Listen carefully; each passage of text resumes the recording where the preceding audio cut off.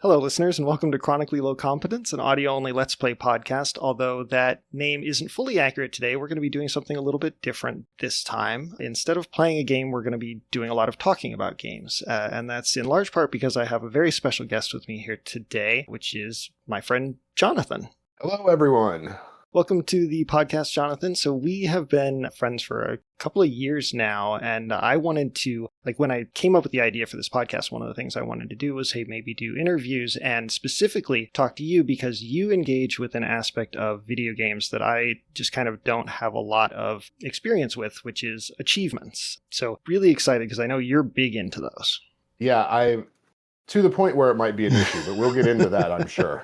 Yeah, cool. So real quick before we dive in, I do want to kind of define our terms, talk about what kinds of achievements we're talking about, because that's kind of a generic term. So the way that I think we can look at achievements is tasks or meta goals that are defined by a designer for the player to fulfill. And these are actions that take place in the game, but the progress of them, the achievement of them, is tracked external to the game. To me, that's one of the really big key defining factors, is that they're externally tracked. And so the big classic examples, of course, that we're going to talk about a lot are gamer score for Xbox, trophies for PlayStation, and achievements for Steam. Those are kind of the big ones right now. Yeah, and I will say as we go into this, I have done achievement hunting everywhere, but my main place of achievement hunting is Xbox and gamer score. That makes sense. We're going to kind of look at this, I think, through, I'm hoping we'll have time to hit basically four big areas, which is the history of achievements, our personal experience with achievements, how we've kind of interacted with them, motivations and behaviors, kind of why someone would or wouldn't care about achievements, what do we get out of them, that kind of thing. And then lastly, maybe talk a little bit about the industry as it stands now and how achievements are designed, what makes a good or bad achievement, that kind of stuff. So I think it's going to be a really good conversation. I hope everybody else enjoys it too. I think people will. It's nice to have, as a listener to your podcast, it's nice to change things up a little bit too. And we're obviously going to be talking about something kind of important from the last, 15 to 20 years of gaming, 20 almost now, oh, yeah. Right? Yeah, absolutely.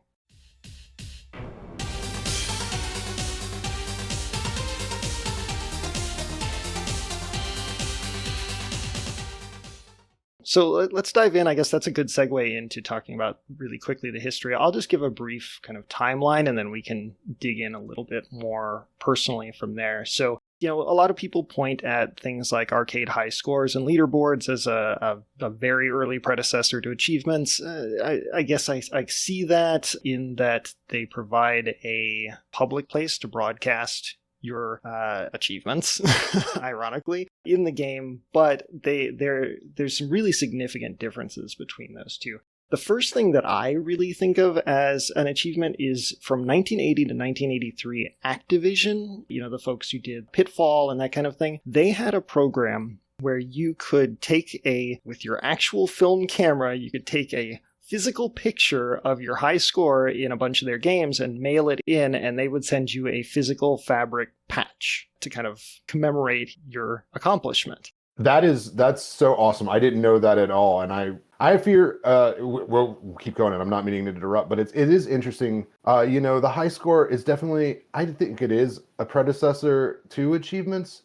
But like you were kind of hinting at, the fundamental idea of achievements is way beyond the high score, right? Because the high score is to the game. And as you were saying, the whole thing about the achievement system is the meta part of it. It has to be external because otherwise, how does it differentiate it from like a side quest in any game that awards you something in the game? Like that's a very key distinction. But yeah, to the timeline. So Activision, they did that for 3 years. Then they kind of stopped doing it, although they would still honor it on their older games. That's the kind of thing that I think is impossible in today's climate. I can't imagine a company doing that nowadays, unfortunately. There's no way. And I mean, it's something that we're both lucky enough that we kind of grew up in the NES era, maybe the very tail end of the Atari era. But I can tell you, my parents had an Atari when I was born, and they weren't like hardcore gamers, but they weren't the norm. Like gaming was so much of a low-scale hobby then than it is now.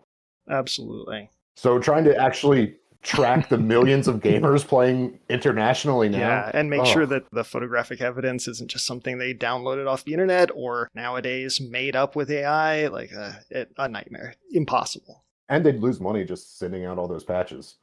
Oh, absolutely. I mean, I assume that's why Activision stopped doing it, is that they found it too expensive. But still, I think it's really cool that they tried.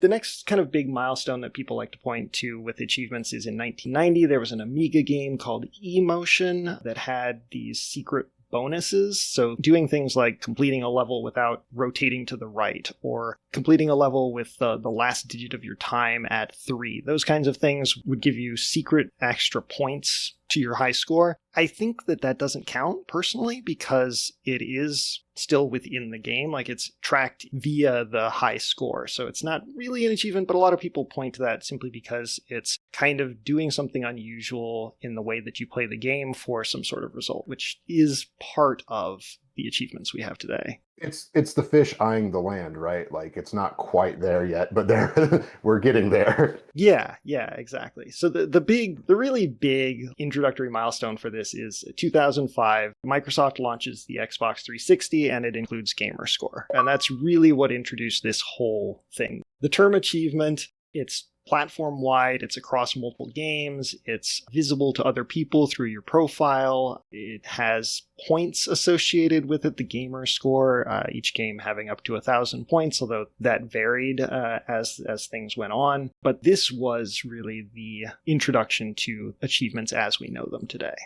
For sure, and I think it's funny, you said that each game, this is just something we don't necessarily get into later, but it's funny that you brought it up, because one of the interesting things about the achievements is, yeah, there was that standard 1,000 points, but that was only for like current retail games, because the older or weirder indie arcade games would only be 200 points. And then at some point they were like, no, these games are 400 points. And then sometime around the Xbox One, they're like, okay, all right, all games are 1,000 points. And then now they're like, well, we're putting out all these collections. Some of these collections are 2 games and 1,000 points, and some of these collections are 3 games and 3,000 points. Yep.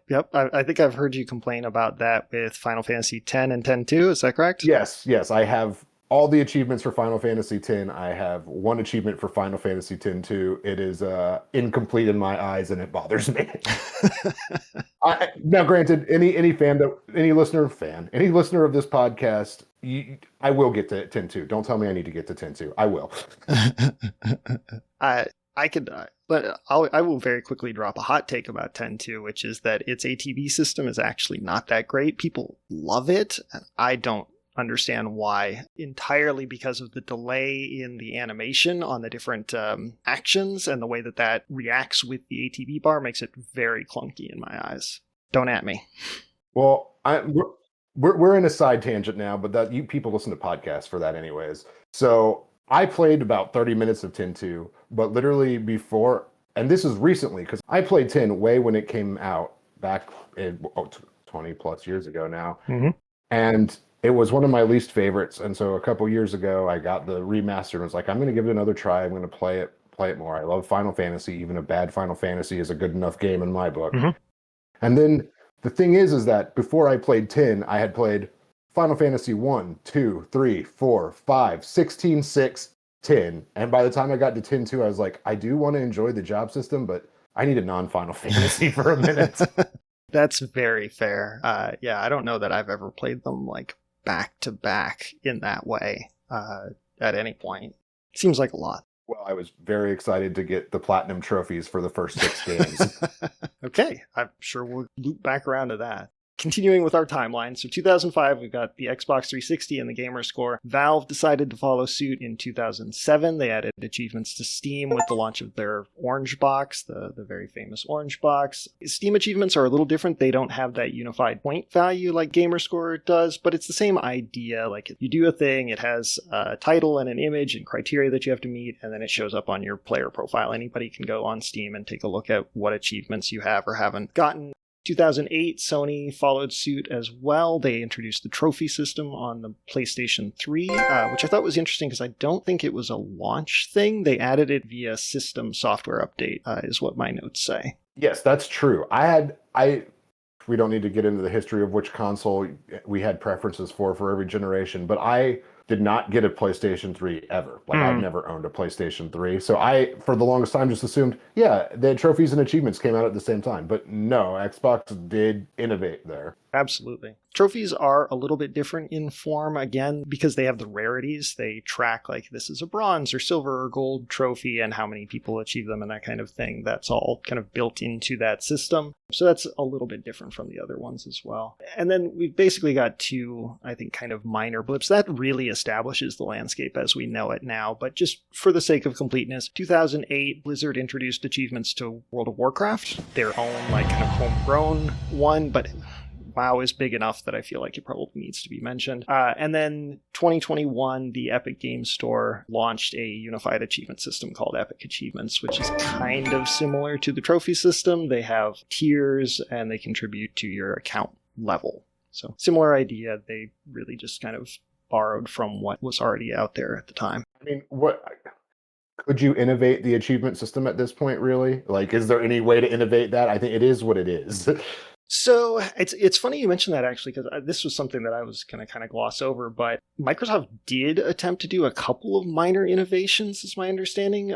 Things like temporary challenges where it was like it was an achievement, but it was only available for a certain amount of time. So that it kind of, I assume the intention was to kind of whip some sort of fervor into players because of the time limited nature of it. So, I mean, that's kind of an innovation. But as far as I know, and you're much more plugged into this, so correct me if I'm wrong, but as far as I know, that's basically fallen by the wayside. Yeah, that actually, maybe they even, I could have missed it because, you know, we're all human beings. Our time varies. Sometimes we're playing lots of games. Sometimes we're not playing that many. But I think it was in the 360 era. And I mean, one thing I'm remembering specifically was like an Xbox Labs app, and it had 3 achievements and they were all worth like 0 gamer score. So it didn't actually even affect your gamer score. It was just like a badge hidden as an achievement. But if your achievement is worth 0 gamer score and the whole system is about, well, we'll get more into that too. The point is to get a higher gamer score. Why are you going to make achievements for 0 gamer score? Right, sure, yeah. And I'm excited to talk a little bit more about the gamer score because not all the systems have it, right? And so maybe, is it a core motivating factor for you, for me, for other people playing? I think that would be interesting to dig into in a minute. I do want to just kind of round out our history section talking about a little bit of our personal history with them. Just we kind of touched on this, but did you start with achievements right at the Xbox 360? They introduced them and you're on the ground running, or was there some lag time there? We're now entering the autobiographical section of this. Around the time the 360 came out, there were two big factors affecting me as a gamer. One is it was in a period of time where, now, I've been in poverty most of my life, but there's peaks and valleys of that poverty. And the PS3 and the Xbox 360 came out at a time where I was in a low point in poverty. And I don't remember the dates of when consoles were released. But the other thing about that is that was also around the same time in my life where I was kind of one of the most social in my life. So there were like 2 bars near my apartment. I knew people at the bars. I worked with a lot of friends that lived close by. It was a big community, and a lot of my gaming through the course of my life has been solo, one-player gaming. But at that point in time, any gaming I was really doing was with drunk friends after closing down the bar or something like that. So when it came time to I had a little bit of money put aside. When it came time to get a system in that generation, I got the Wii. Because it was the better social gaming system. Oh, yeah, absolutely. So I don't know the exact timeline of it, but it had to have been a year or 2 at least after the Xbox went out. I went back to my hometown and visited one of my oldest and longest gaming friends. And of course, he had the 360. And I remember him and our other friend, we were all hanging out, just, you know, being dorks, enjoying the 360. And they were playing Castlevania Symphony of the Night, which we'll talk more about that in a minute, but it's an awesome game. Yes. And all of a sudden, I hear this sound that I love, and I see something pop up. I'm like, what's that? That's not from Symphony of the Night. Oh, that's just an achievement. What's an achievement? And I loved it. I got it explained to me, and I was like, okay, as someone who was poor growing up, would have to play the same game forever and try to milk it for everything it was, like, I got Chrono Trigger the Christmas of the year it came out and had all the endings within a year. And then was spending my time grinding tabs, just reloading beating the game, going to the beginning and loading tabs. And I was like, all those hours that I did that for Chrono Trigger doesn't get me anything. And an achievement doesn't really get me anything, but it's there and it's proof. Yeah.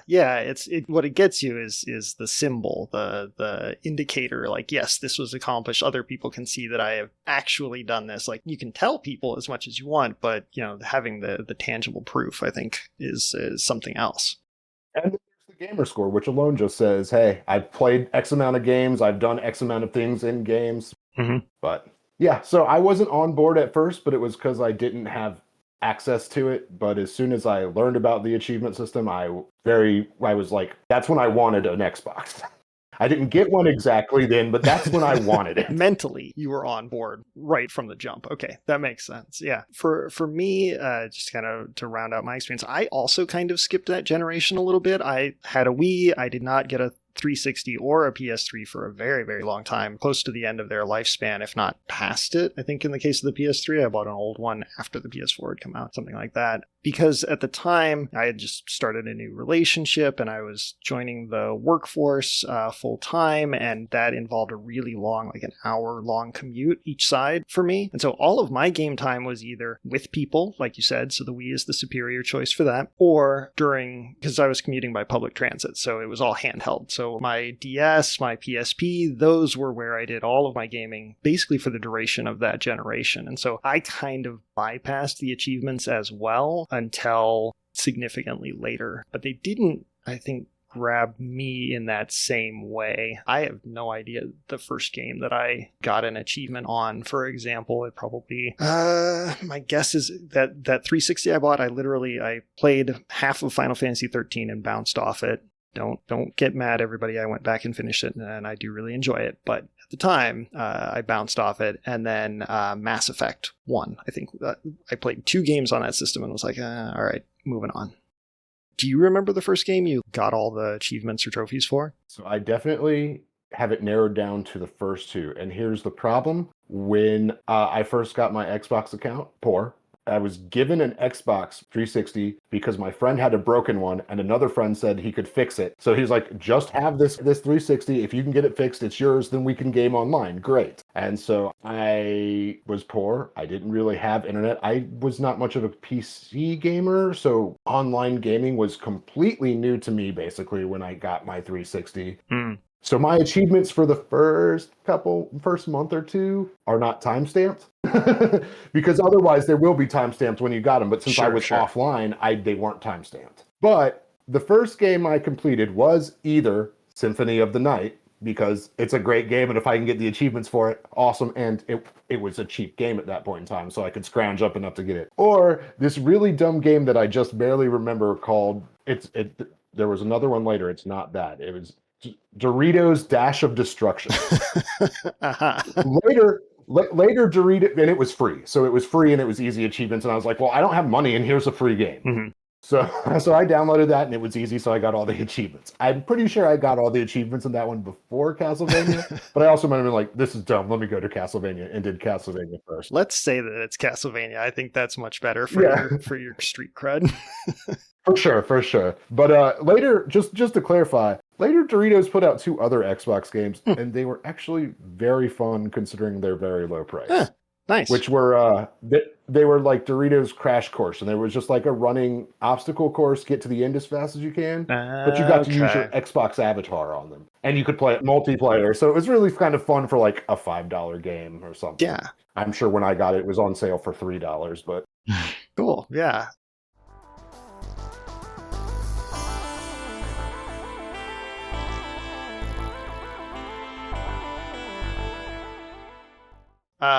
So yeah, let's, since we're already kind of in our personal history and experiences, I guess maybe let's talk a little bit about kind of what we like about achievements, what we've done with them, that kind of thing. So are there any notable achievements that you have gotten where you were like, oh man, this one was really great, or wow, this one was really awful? It's all about perspective, right?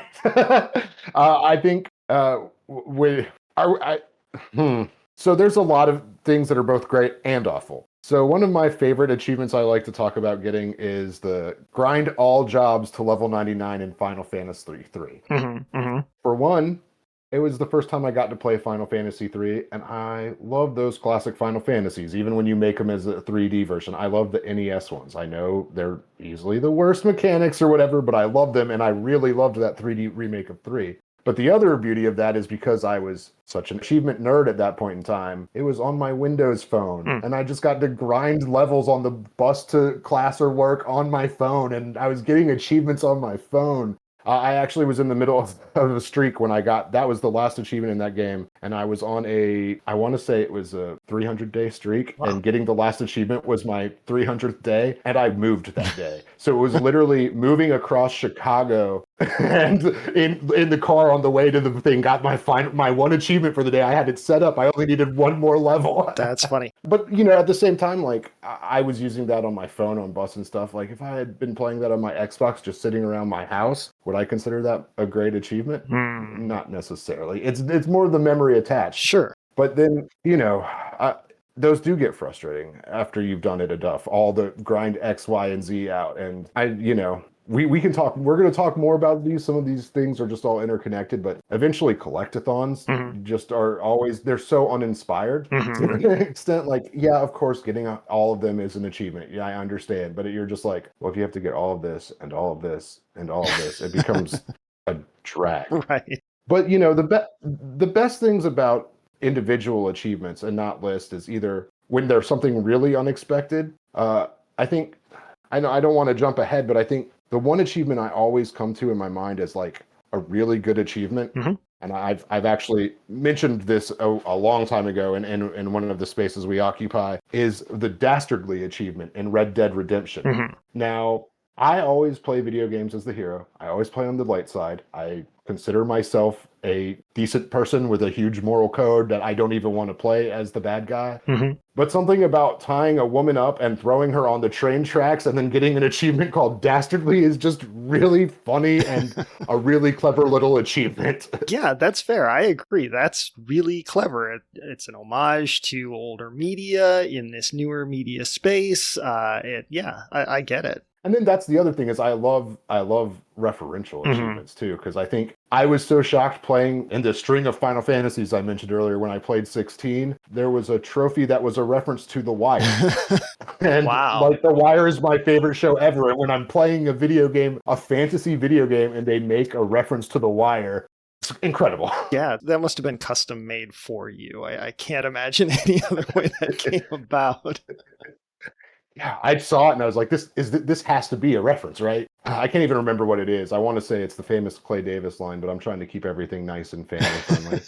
I'm not too concerned about that. But yeah, you mentioned something. I want to circle back because you mentioned something that I think is super interesting, which is that you track your achievement streak, which is your number of days that you've gotten an achievement in a row. Is that right? Yeah, at least. And I don't always track it. There's just some times where what happens, but it's at least one achievement per day based on the site I use. I go outside of xbox.com. But it's just one day in a day and X how many days you've gotten at least one achievement. And I don't really usually track it, but what will happen is I'll accidentally have stumbled upon like 20 or 30 days and my site will be like, you're on a 30-day streak. And I'm like, well, if I'm already on a streak. Yeah, okay, that makes a lot of sense. That's interesting. And this is kind of jumping ahead, but that's fine. So you use like an external site to track achievements in addition to the kind of built-in things? Yeah, so when I first started, the site called something, I think it's just called Xbox Achievements now. I used a site that was called 360A, and there's achievement guides and stuff, and you get more analytics than you get from Xbox. But 360A is good for some reasons, but I very quickly learned how amazing True Achievements is. And there's True Achievements, True Trophies, True Steam Achievements, but it updates itself. Instead of having a big guide to follow, although they do offer guides, it's if you can get it, any individual achievement has a guide. And, because you don't have to write a whole guide for everything, but you can write a guide for an individual achievement, there's people update it because they came and played the game. Oh, this bug doesn't work anymore. This glitch doesn't work anymore. or they patched in this, or, you know, you get multiple different solutions to try for achievements instead of following one person's strict guide. So yeah, if you're an achievement hunter, true achievements, or if you're a trophy hunter, true trophies is highly what I recommend as a source for that. You can track all kinds of things, and there's milestones. You can set a to-do list for yourself. You can set a trophy case for yourself. You can set goals, and you know we'll talk more about it. But there's a lot of different ways to track achievements, right? Not just their point value on Xbox or their trophy rarity on PlayStation. There's a lot going on. See, that's super interesting because as kind of an outside observer, so to speak, I didn't know that stuff existed, that there's some sort of meta analytical layer sitting on top of all of these systems that the companies like Xbox and Sony and Valve have produced. So do you have to enter those yourself, or is it integrated with those platforms so that it kind of pulls whatever you've accomplished already? When I first started achievement hunting and I was using 360A, it was like a checklist. You make your profile and then you check which achievements you get. But that's one of the reasons I went to true achievements or trophies, is because you connect your gamer tag to the site. And if you're a free user, which I am, because I love achievements, I'm not paying for an achievement site, you can refresh your profile 3 times a day and it will pull what achievements you've got and go ahead and mark it for you. It does all of that for you. That sounds really convenient. Is it cross-platform? So like it'll track your Steam and your Xbox and your PlayStation? Well, it's a different site for each one, but your profiles can be linked. Okay. Like if you go to my True Achievements profile now, you'll see my Steam account, which has not even one completed game, and my PlayStation account for it. So that feels like, to me, something that would be, and I mean, I don't know too much about the psychology of achievement hunters yet. I'm learning, but that feels like a space that would be really, really interesting to a lot of those people, right? To be able to globally track, like, here's everything I've done across all of these kind of siloed ecosystems, I think is super interesting. So some of the stuff it tracks, and I'm still an achievement hunter, but there were times in my life where I was way more serious about it. And I think at one point in time, I haven't messed with this part of the tracking in the site. I think at one point in time, I had like 16th or somewhere in between 14th and 16th highest completion rate in JRPGs through Illinois. Wow. So that's cool. That's an accomplishment. Yeah, I'm actually currently, I mean, I can bring up the info in a minute, but like it will position you like where you are in different things across their site at least. I mean, it can't pull all the information from people that don't involve their sites, but if you're an achievement hunter or a trophy hunter and you're not on that site, what are you doing? Okay, you heard it here, folks. If achievements are something you're really down for, you need to get on one of these sites. So what's the craziest thing you've had to do for an achievement? The craziest thing I've had to do for an achievement, it's really hard to say craziest, but there's 2 different games I can think of. One of them was You Don't Know Jack. I had to make sure to play at least one game on certain holidays for You Don't Know Jack. Okay. Like you played You Don't Know Jack on 4th of July, and it's just like, it's 4th of July. Why am I scheduling to play You Don't Know Jack? Yeah, that's a crazy one. I think that counts. The craziest thing I've ever really done, in my opinion, and also the other thing that helped me get into achievements, is I have not finished it, and I never will finish it, as sad as it makes me. But I think I got up to almost 80% of the battle trophies in the Xbox 360 Star Ocean. And if anyone's familiar with the battle trophy system, there are a lot of battle trophies in the one before that one. And by a lot, I mean there's like 100 total.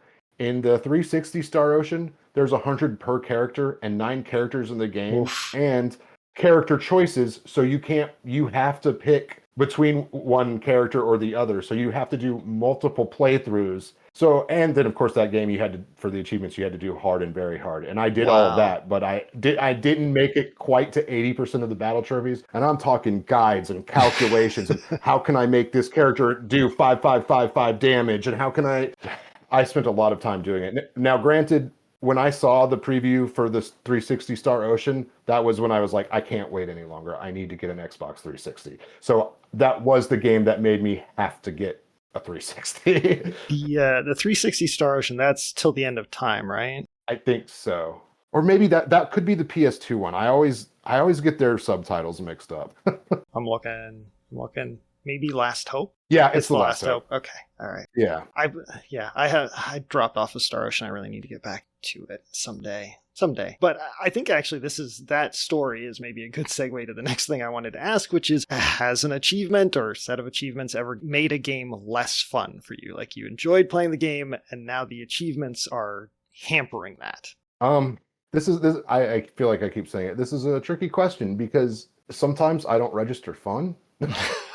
Sometimes sometimes I only register accomplishment or failure. Sure. No matter what I'm doing. Like it's kind of, and we all have our own mental health issues, but part of my issue is like I listen to a ton of podcasts. If I don't make it through all the podcasts by the end of the week, I screwed up. I need to get through these. So gaming a lot of times for me isn't necessarily about fun, but about an ability to turn off my mind. Mm-hmm. So some of these stupid, annoying achievements, yeah, there's some stuff that's hard that I just can't do, and I will get very frustrated and do it. But then if I look at it like, when I was younger, a genre of game I really loved was fighting games. Mm-hmm. And fighting games were fun because you'd play them with your friends or you'd beat the shit out of the computer. But then you go online or then you try to do their training tutorials, and that stuff's not fun.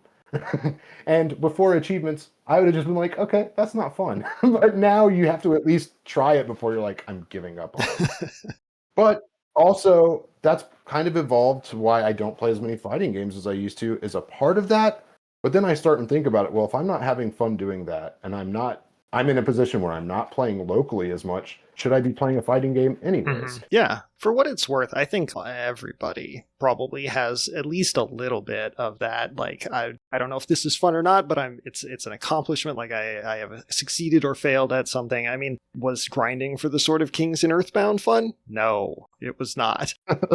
Am I glad I did it? Was it like a sense of accomplishment? Yes, it was. So like, we all feel that. I don't think that that's anything unusual. But see, now this is fun because grinding for the Sword of Kings kind of brings us all back on theme, because there was a meta nature to grinding for that Sword of Kings. It wasn't an achievement, but you did it for content. Yeah.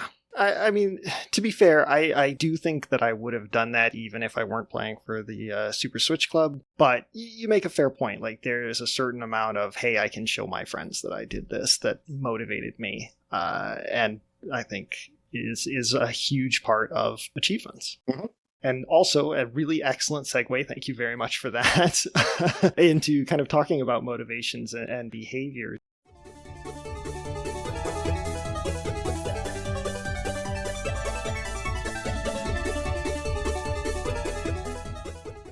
You talked a little bit about kind of it feels like one of the primary motivators, if I'm understanding you correctly, for you pursuing achievements is kind of wringing all of the possible, I don't want to say enjoyment, because we were just talking about how it's not always fun, but maybe all of the possible value out of one of these pieces of media. Yes. Is that accurate? Yes.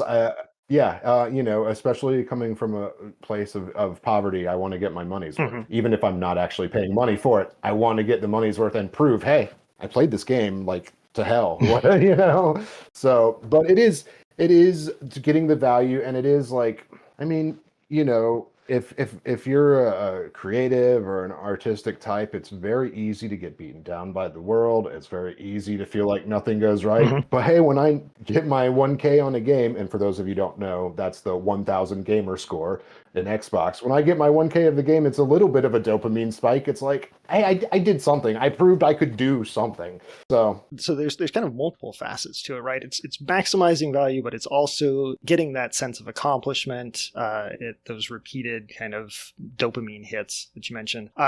How big of the social side of it is to you? Like, do you care if anybody goes and looks at your profile and sees the things you've accomplished, or is that just kind of, extra and not really a big deal? It's mostly extra. I don't like competition in general. My favorite games when you're playing are co-op. I'm not I have some friends that are like, oh, I'm a really great gamer, and I go and look at the same game we played, and I'm like, nah, dude, I smoked you. I got all the achievements. You gave up. So occasionally that comes in when someone's like trying to be like, no, But no, most of the time it's just for me. I can't expect anyone to care. Now, if my friend and I start a game at the same time, then I'm going to care a little bit more, just because it's just like, if the zeitgeist is everyone's talking about this movie, or then it becomes a little bit more important to me. But in general, it's not about other people. Like, one of the other things about the true achievement sites that I'm screaming so hard, maybe they want to sponsor me so I can quit my job and get achievements for a living. But no, one of the other things about that is you can get set up boosting sessions. So for like organize with people all over the world that want to get online achievements that are really hard. And like, here, we'll help each other get online achievements. And that's something I love about the social aspect of achievement, is helping each other achieve. Okay, yeah, that's cool. That's a really neat idea. I like that that's possible, at least in some games. That feels like probably the realm of things like WoW, Final Fantasy XIV, MMORPGs, I bet. That's a really big thing. Oh, I'm sure it's helpful there, but I can tell you the last game I did it in was the Xbox Bomberman game. Oh, really? You had to play 100 online matches, and then it's hard to find online matches in that game, and it's not fun to lose over and over again if you're trying to actually win. But if you have a buddy and you're just, let's do it, let's just power through it. I think me and the guy I did it with, we did it in 3 weeks in little bits and chunks, and just, you get 10 wins, I get 10 wins. You get 10 wins, I get 10 wins. Okay, that's cool. So I really like that perspective of the social side of achievements, because I like going into this, I kind of thought that was entirely about a sort of like competitive, hey, look at me and the stuff that I've done. I like this idea of, hey, let's work together for a shared experience, shared accomplishment, and also, maybe spend some time together at the same time. I think that's really cool. Yeah, that is definitely the good social side. I mean, I'm not speaking for every achievement hunter. I know there are people that are way more competitive than I am. Of course. It's not about other people. It's about me when I'm doing it. Yeah, absolutely. I mean, that's kind of what we're doing here, right? Is kind of drawing a sketch of like achievements for you, achievements for me. Obviously, we can't talk to other people. Let's talk a little bit about kind of how you approach getting achievements. Because some people, they kind of play through a game normally the first time around, and then they come back through and mop up any achievements that they missed along the way. Some folks just right off the bat are like, no, I'm only going to play this the minimum number of times I need to for the achievement. I'm going to use a guide from the start. Like, what's your philosophy or approach? Okay, so I won't use a guide from the start always. In fact, there's a step before all this, is I research the achievement list, trying to avoid spoilers and see how many of the achievements are missable. How long does one playthrough take? How many playthroughs are actually required to get all the achievements? How much do I really want to enjoy the experience of this game, and how much of it is I want to play this game for a little while and get all the achievements? Okay. So it's never one way. There are plenty of games where I see right away, beat a game in New Game Plus, and I'm like, well, who needs a guide? If I'm going to beat it and have to beat it in New Game Plus anyways, let's just play through, get the base experience without it that first time. And then as soon as I get into New Game Plus, let's look at the list. Let's start now. Let's clean up. Okay. So it really depends on the list that they give you. Give me, because not everyone does it the same way I do. But the list that they give me determines whether I'm going to be very to the guide.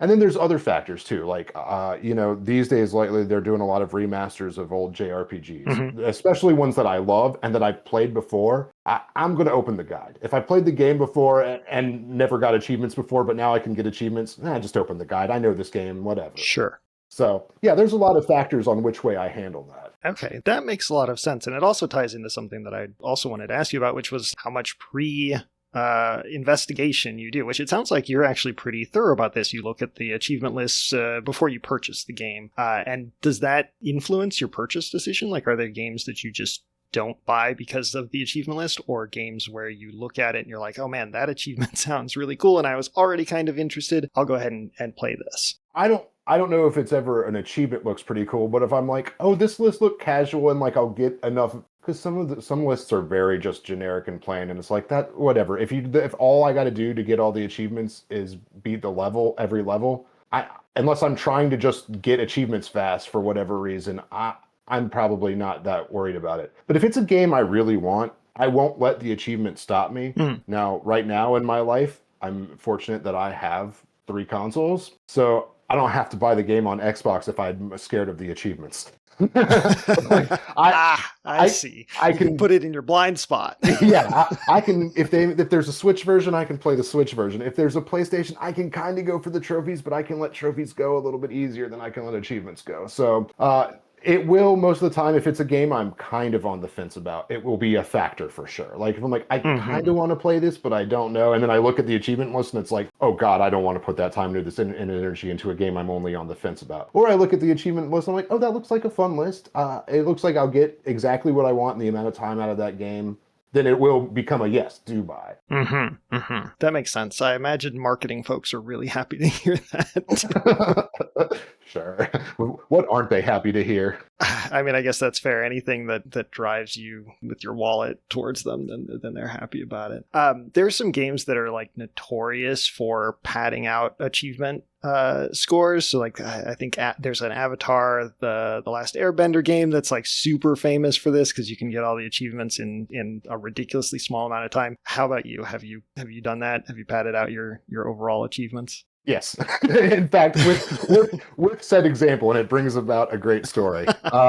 Very early into my 360 ownership, when I was very financially unstable, I was given a GameStop gift card.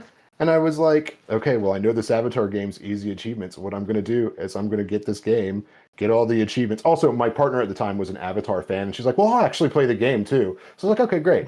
So I got the game with my gift card, got all the achievements, took it to GameStop the next day, traded it in for a Teenage Mutant Ninja Turtles game that you could get all the achievements up for in 10 hours. So I went home, got all the achievements in Teenage Mutant Ninja Turtles, brought that back the next day, and then got my friend a copy of whatever Tiger Woods game was out then because I wanted him to play online with me. That's really funny. Okay, hey, at least it turns into a good story. Like that's worthwhile right there. I will say I'm not like always trying to pad out my thing. It's not like anytime a game comes up that I know I can, but if it's A, something that looks remotely fun and easy, or B, it's just like, I don't really have anything to play. Let me just, which Game Pass is wonderful for this. And especially the True Achievement site I use has a list of here's games that you can complete in X amount of hours currently on Game Pass. So I'll go to that list and be like, oh, I can complete this game in 2 hours and I don't really have anything else to play. Sure, I'll spend 2 hours getting all the achievements in a game. And sometimes it's a fun experience. Like I played that game Botany Manor recently because it was one of those. And it was I don't know, a point and click puzzle game about stuff. And I was like, I'm not really a big point and click puzzle person, but it was a fun experience to do that. And I just spent 2 hours and I got an easy 1,000 gamer score. So why not? That's actually, I think, a really interesting intersection that I hadn't thought about at all, which is that intersection between things like Game Pass and PlayStation Plus with the achievement system. Like it never occurred to me that folks would be tracking, hey, here are the games that are more easily available to folks because of their inclusion in those systems, and also fulfill this achievement like itch, scratch that itch. Totally. And I will say, here's one that I bought to pad out because I found out how easy it was. Sonic Fighters. Oh. Okay. Like the Sonic arcade fighting game. And you can get all the achievements in it in 2 hours. And I was like, I'm curious anyways. I never played this. Let me play this Sonic fighting game for a couple hours and get easy achievements. But then on the other side of that spectrum, what happens a lot, and it's not something I've ever done, is they do end up releasing these games which are like, just keep pressing X and get all the achievements. Not like figuratively like the Avatar game, which does boil down to something like press X. But this is literally like press X and the dog's hair will grow or so, and it's just like you do that for 10 minutes and you have all the achievements. I've never done one of those. Like it has to at least kind of be a game. Yeah, sure. I imagine everyone has kind of a line and it's probably unique to each person about like where they draw that. But like I said, I think it's cool you got good stories out of yours. Yeah, I think that GameStop story is funny. I've imagined the company would not let me do that now. I mean, yeah, it seems like, I don't want to turn this into a capitalism sucks and is rapidly declining podcast. So we'll kind of skirt away from that. Right? But there you go. That's for the eventual Patreon so that you can pay for the luxury. You can pay to hear about how capitalism sucks. You mentioned some retro games and stuff, and so I wanted to ask about the site Retro Achievements, which for those who maybe haven't seen it, this is folks who kind of crowdsource creating achievements for retro games, basically anything that was created before this whole thing came into being, so that you can go back and get achievements, quote unquote. Like, I think there's some interesting questions about legitimacy around this whole thing on your Final Fantasy IV playthrough, not PR like original SNES one. So what's your thought about retro achievements? Is it just something you don't care about? Is it something you're kind of interested in? Like, where do you fall on that spectrum? Let me put it this way. It's something I don't want to care about. Mm. Like, I think it's great. I love that people are doing it, and that's awesome. Like, it's in theory, it's so awesome. And if I really wanted to deal with it, I would get into it. But right now, when I do any retro gaming, it's kind of nice to be like, well, this is the past. This was before achievements were tied in. It's a little bit of a break from achievements for me. Mm. So I don't want to add that on to my plate. But I love it. I love it, and I practice in theory. And I love when other people do it, and I love hearing about it. Talk to me about it. It's great. I'm trying to keep that off my plate. I think that's a really good way to look at it. Like, have that boundary, hold that space for yourself. I think that makes a lot of sense, but encourage other people to go for it. Yeah, that's cool. I honestly am a little bit more negative about it, to be honest, which we probably kind of picked up by me mentioning legitimacy on this. I don't know. The fact that they're crowdsourced makes it feel like, you need really dedicated moderation in order to ensure that they're not too simple, like, hey, let's just give everything one, or like impossibly difficult or complex. Like, that kind of thing makes me a little nervous as a gamer in general. So I haven't been, and your concerns make total sense to me listening here and talking about them. I haven't really looked too deep into them, but I'm cynical, and I'm a negative person a lot of times, but something tells me that if people care enough that they're doing that, then they're actually trying their best. Like, I just feel like if you care enough about achievements that you want to go and put them back into old games, I feel like you do care. But if they are crowdsourced, you're right. You need a lot of moderation. But I imagine the people that do moderate that kind of stuff really care. Yeah, that's a really good point. Yeah, that makes a lot of sense. I think you're probably right. They probably care not only about the idea of achievements and making sure that it's something that provides value to them and to others, but also they probably care a lot about the games that are being enhanced, added to with this whole thing. So yeah, that's a good perspective. Yeah, now I'm sure some bad ones sneak through, but hey, some bad ones sneak through the official AAA games get bad achievements sometimes. I mean, one of my biggest complaints is I was catching up to everybody else, and Skyrim was about to come out, so I borrowed a copy of Oblivion, and I was like, I'm just going to play this as fast as I can, get all the achievements, and jump to Skyrim. And I got all the achievements, and I was like, this list was really unsatisfying. It was literally just complete all quest lines, like complete the story quest line. And I was like, this was kind of disappointing. I feel like I actually didn't get the Oblivion experience playing it like this. And I think Skyrim fixed it because Skyrim added a lot more like do off the beaten path kind of stuff. And it's not always bad to have a boring achievement list, but I'm just saying AAA games will get lackluster achievement lists, achievements that are just nothing. So you can't be too hard on the crowdsourcing. Yeah, that's fair. I think that makes a lot of sense. And we've now fully transitioned into talking about the industry and achievement design and stuff. So we're hitting our fourth lens here.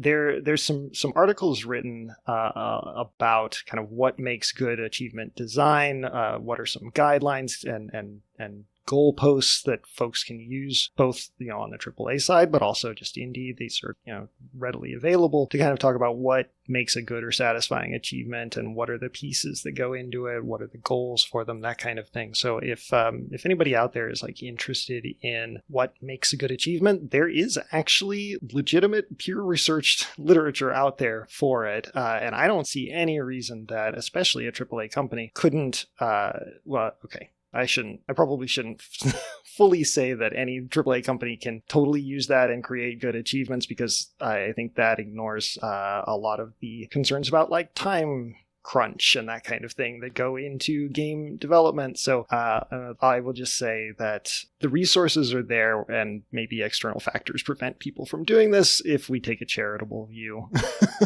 I think that's exactly right. And I think, let's remove financial obstacles from the equation. If a AAA company had a achievement department, literally like 2 or 3 people to just look at the game and 2 or 3 people that know achievements, there's no reason you couldn't always have a good list from at least a AAA company, right? Like, yeah. Of course, they don't want to pay the people to do something. To them, that's kind of a dumb thing to pay people for. But I think if you're really trying to bring the best product that touches all aspects of modern gaming, which, like it or not, achievements or trophies are an aspect of modern gaming. Like, that's what you have to do, is you have to have some people that are dedicated to it. That makes a lot of sense to me. And it actually touches on a topic, because we've talked a lot about what achievements do for us, right? Like, they give us this sense of achievement. They give us this community. They can build up a community, all of that kind of stuff that we've already talked a lot about. We haven't talked about what they do for companies, because they include these for a reason, right? And that reason is generally they make the money. They get increased engagement. They sell copies. They get eyes on the stuff that they're making. So I don't want to discount that at all. No, and totally. One of the biggest things, I think, from how I understand, like, I try not to look at things for marketing and brands and whatever, but one of the biggest things that I see is because a lot of things a lot of things track rarity, right? So PlayStation has the different trophy levels, but then to supplement that, like, Xbox will tell you how many % of gamers who have played this game have this achievement. Oh, so okay, same idea. Yeah.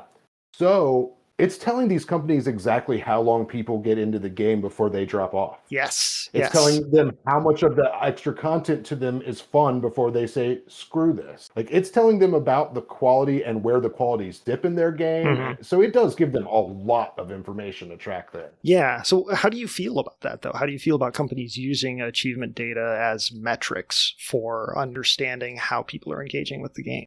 It's a very... Well, are we on the Patreon podcast yet? It's a very, very tricky thing, because, like, here's the thing. In theory, it's good. In theory, if you remove the issues with that we'll get to, if you remove the issues from it, it's good. Like, as a creative type, we're not looking at the business end. As a creative type, it's good to hear and know things are working. It's good to hear and know things aren't working. Like, I want them to make better games. I want them to make better achievement lists. Why wouldn't I want them to have that information? Well, that's when we get into why you wouldn't want them to have that information. Trying to sell to you, trying to get money from you at every corner they can. Right. So it's everything in life. It's pros and cons. So they should have that information, but what are they using that information for? Yeah, I agree with that. It feels like there's a risk there, right? There's a risk of them seeing, oh, these achievements drive engagement more, so we'll include more of those types, but maybe those aren't the ones that are necessarily the most memorable or interesting to the players. And so then you have this tension, this conflict between those two spaces that you kind of have to navigate. And I think, it's just the complexities of the world we live in. It's the struggle, the never-ending struggle between art and commerce. Yeah. Right? Like, it's in every media industry. You can't fight it, unfortunately, in the world we are in currently. Yeah. No, I agree. What would you like to see in the world of achievements in the future? You think there's any big ideas do you want to get out there? I don't think there's any big ideas that I want to get out there, but I do have my concerns. Everyone's allowed to love whatever platform they like. To be fair, honestly, I think when I'm looking at it from PlayStation 4 to PlayStation 5 and from the Xbox One to the Xbox Series, I think the PlayStation 5 is a better system and a better accomplishment, right? But I'm still going to play the series because my loyalty to the system. And we haven't even really touched on that, why I like the achievements for Xbox way more than the trophies, or other stuff. And that doesn't really matter. But the thing is that I've invested a decade and a half at least of my life into achievement hunting, right? So what's going to happen if Xbox folds? Right. Now, they're talking about the Xbox being a brand that outlives the console, which is great. Am I going to be able to get gamer score on my Nintendo Switch? Am I going to be able to get gamer score on my PlayStation? God, I hope so. That's what I want to see. That's the most important thing for me going forward as far as this is concerned. But that's a very personal fear and concern. So I think But that's what I want because it's. Oh, go ahead. No, Sorry. I was going to say, I think that's a totally valid concern. We all have concerns about the disappearance of digital media, and this is effectively a form of digital media. So, absolutely. Yeah, because I mean, what happens if Xbox is just gone? And I mean, my data will live on a website, I guess, but it's not like the whole meta nature coming back to it is lost if I'm not continuing it, right? The dream dies when you awake, or whatever. I don't know, but it's not. So and for the same, like on the inverse, like it's not going to happen. But if something happened to Sony and PlayStation started going under, I know all the trophy hunters. I'd want them to be able to somehow keep it going. Yeah. Well, no, we don't know though, because it is the whole digital media landscape is really. I mean, it's never been in a great place, but it's just becoming clearer and clearer how impermanent it is. Even though we were told it was going to be around forever, it was you could.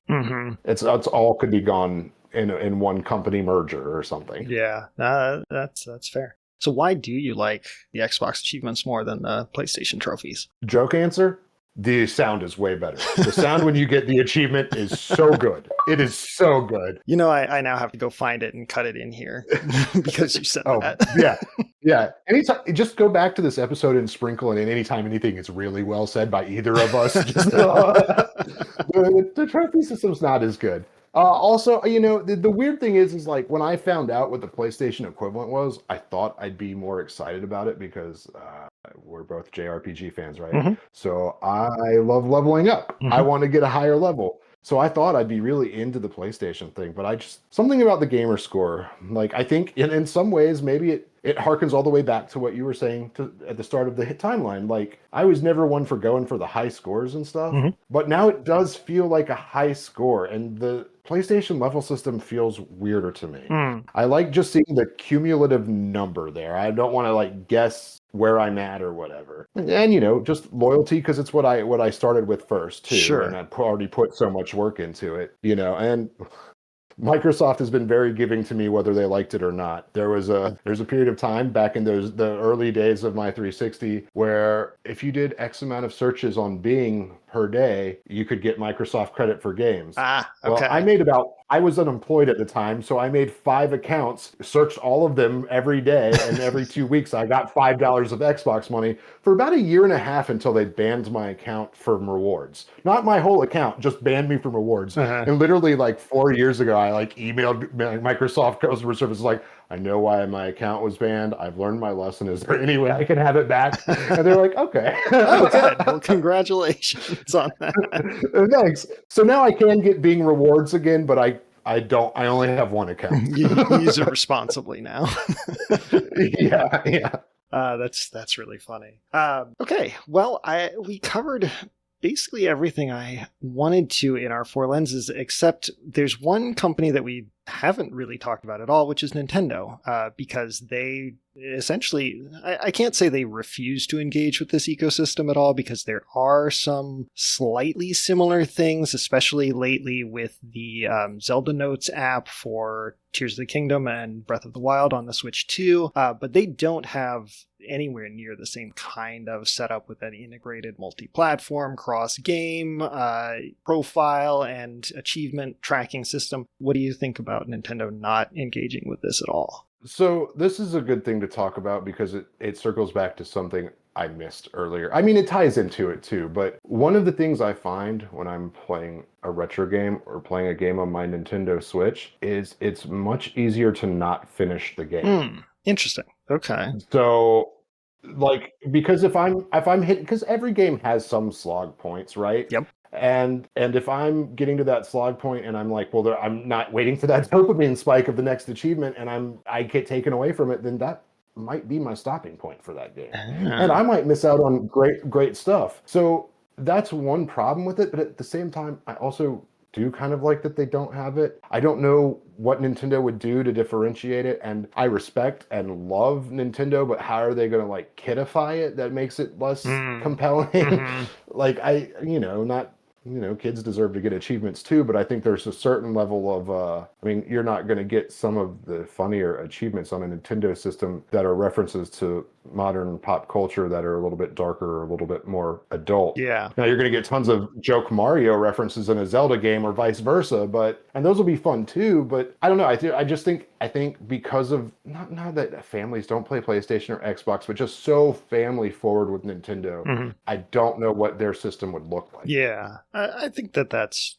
reasonable. Ultimately, I mean, we kind of said it at the beginning, like it doesn't feel like there's a ton of innovation to do in this space, and that's always been something they've at least tried to do. I think you can argue about like, is the Switch 2 innovative and all that kind of thing, but I think everyone can at least agree that that's something they try to keep an eye on. And so I feel like if they were going to do something like this, it would either have to be kind of like the new game chat system where it's a clear concession to the way that the world is now, or it has to be something that's going to be fairly innovative, and there's just not room for it there. So yeah, I think it kind of makes sense that they don't do it. I also think, because you mentioned having space for yourself away from these things, I think it's good that there is that space there. And if Nintendo wants to be that space, great. And the other thing is, Ed also mentioned before, I still think of Nintendo as the most social gaming, couch co-op gaming. Like, my partner and I are always going to play a Mario Kart or a Mario Party together. And I may not play the Mario Party by myself and only play with her. I don't need to be trying to get achievements in a game I only play with my partner who plays way less video games than I do.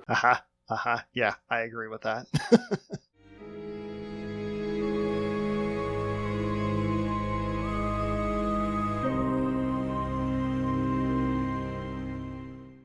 Cool. So I want to leave with basically a couple of things.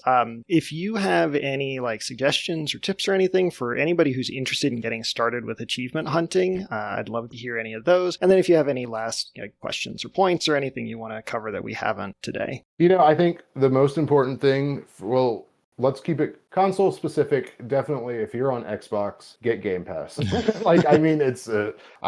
It's terrible system, unfortunately, but it's a terrible system because of money. And like everybody loses money. That's why it's terrible. But as far as like good, it is good that gamers get that many options for only X amount a month. And I mean, I'm bad about it. Like for birthdays or Christmas, I have people in my life that insist on getting gifts. And I'm just like, just give me Game Pass gift cards. Just give me Game Pass gift cards. It'll keep my subscription going. I'll be able to play unlimited games. Just give me Game Pass gift cards. Yeah. So that's number one. If you're on Xbox, get Game Pass. Now, I will say, because just the situation, I also have the PlayStation Plus, and I do think it's good, but for some reason, it doesn't feel as good about Game Pass as that. Interesting. And I think that's also, I fold that, maybe I just don't use it as much. And that could be a possibility. And I have used it, like I got like all the trophies in Wild Arms or something through the PlayStation Plus or whatever, so that you can do it. But I feel like for some reason, and I could be wrong, I'm not even looking at the price, but for some reason the PlayStation feels more expensive than the Game Pass, and it feels like they're not putting out as much stuff. They're looking at it a lot of times as they're like, here's our retro selection. Not always, but they'd like to put out a lot of the older games, which is awesome, because who doesn't love PlayStation 1 and PlayStation 2 era games?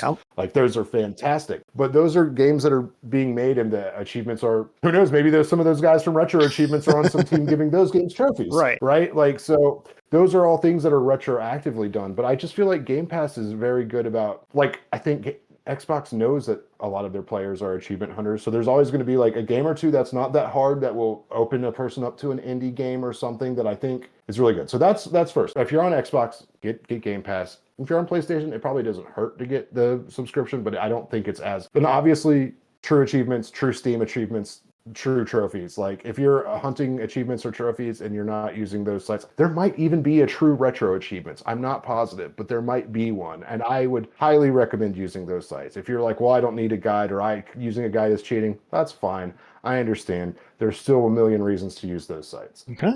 I don't know if there's any other point.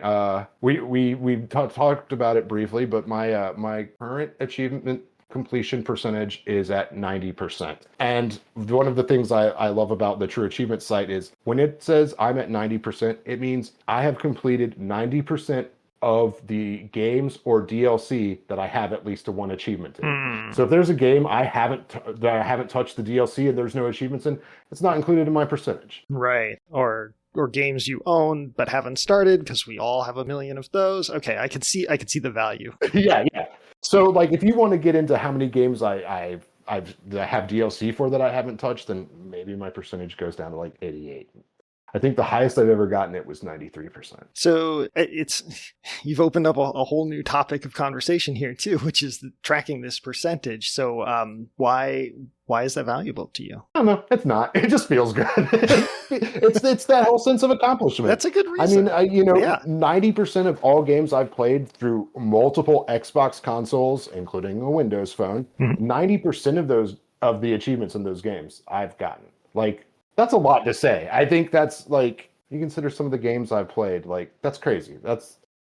It's I don't know.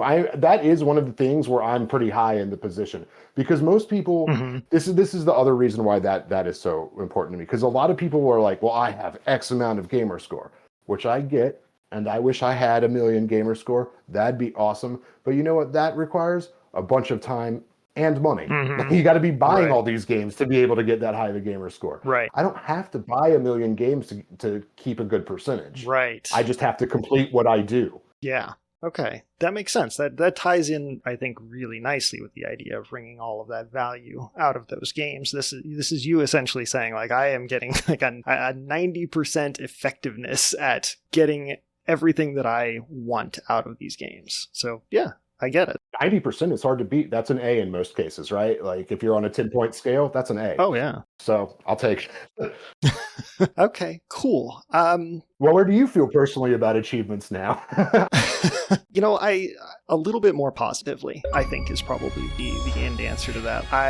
It's not that I've ever disliked achievements or disliked the concept. I just haven't engaged with them at all. It's just something that I kind of missed and then was like, I don't really care about this. So I see them go off every time I play a game. I recognize them and then I'm just, I'm not really going to bother with this. And I think a lot of that is because I am very motivated by in-game rewards more than anything, especially cosmetics and weapons and that kind of thing. Like if a side quest gives me a new outfit for my character or a new character or something like that, I'm going to do it. I don't care how hard it is or how long it takes. I'm most likely going to do it. And so the externality of them, I think, is what kind of keeps me from engaging really intensely with them. But that said, you brought up a lot of really good points about the social aspects of them and getting to do that kind of discussion and conversation about shared experiences with other people. I see this happening on the RPG Years Discord right now with all the Final Fantasy X weirdos who are trying to get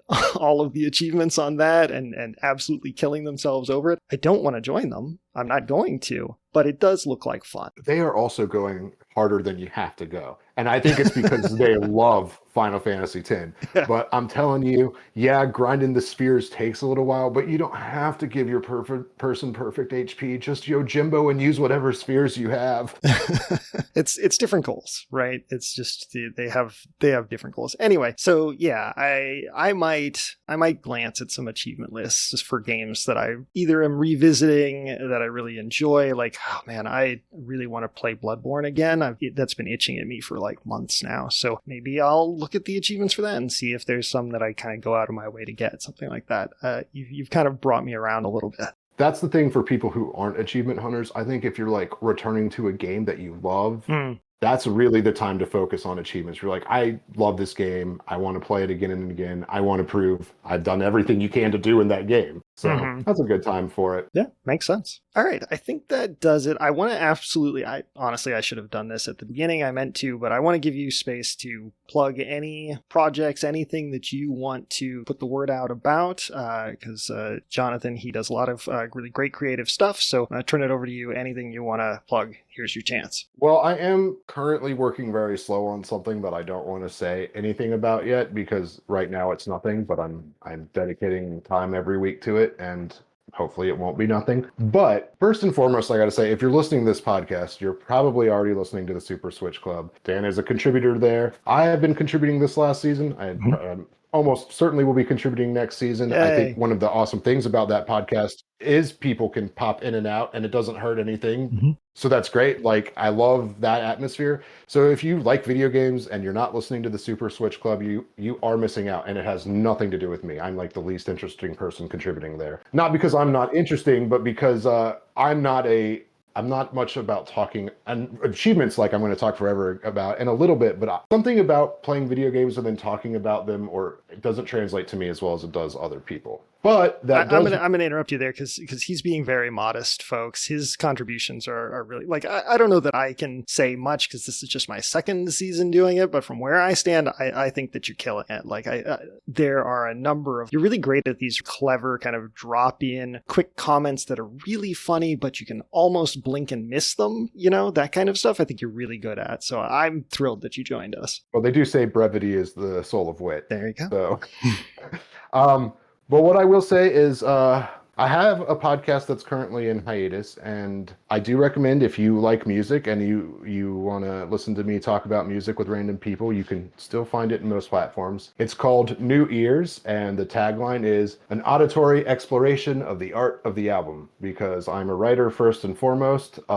By writer, I mean I'm a poet. I'm a poet first and foremost, and I love alliteration, and I love looking at an album as a thing of its own and not just a collection of songs. So there's about 20 episodes of that out that you can listen to. I think they keep wanting to take down my Taylor Swift episode, but I keep saying, no, this is literally critique and review. I don't care how rich she is. This is Lots of people like to claim fair use. This is literally fair use. There's nothing about this podcast but talking about critique and review of the album. So no one else, I don't get, when Spotify kind of like took over a lot of stuff, all my episodes got flagged once and I was like, nope, critique and review.